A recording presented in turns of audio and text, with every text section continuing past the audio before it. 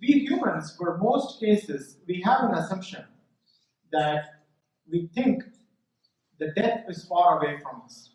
Right? We think with the death, we have plenty of time, most humans for that matter, except those who are past 80 years or 75 years and so on.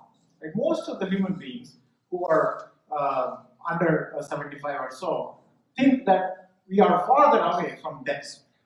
Right? We know in theory death is going to come anytime, we have to be prepared and so on, but we don't necessarily prepare our mindset. So that is the biggest perspective this coronavirus news has changed for you and for me. Right now it has become real. Now we feel it to be more real. Now we feel that death is getting closer. If not death, at least the impact is getting closer. We are seeing the outbreak happening all of a sudden, and it could happen to anyone. Companies are shutting down. Right? There are a number of multinational companies that are shut down in the Seattle area. If the outbreak were to happen in Minnesota, that would be the same case here as well. Many companies here in Minnesota too are planning for a possible shutdown, a possible quarantine situation. So putting all of this into perspective, I want to talk about what should we be really worried about. So I'm not saying that we should not be worried about the possible outbreak of coronavirus in our areas, which is why it's important to follow the best practice suggestions provided by CDC or MDH for that matter. We have to follow those recommendations to protect ourselves. That is important, right? So we have to, for Rasul Sallallahu Alaihi Wasallam's suggestions, guideline, we have to tie our camels. Then we have to put our tawakkul on Allah subhanahu wa ta'ala, right? So the tying camel part is important. I'm not diminishing the value of that.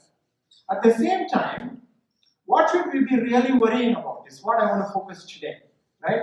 This aspect of what I'm going to talk about today is not just applicable because of the outbreak of COVID-19. It is not applicable just because of this situation.